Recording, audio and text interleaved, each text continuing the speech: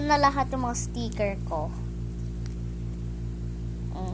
Ito, 1, 2, 3, 4, 5, 6, 7, 8, 9, 10, wait, 11, 12.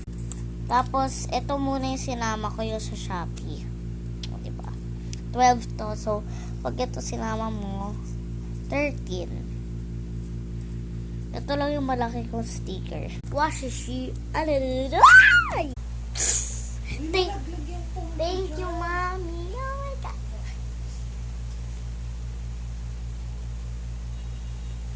Ito na tuloy lahat na sticker ko.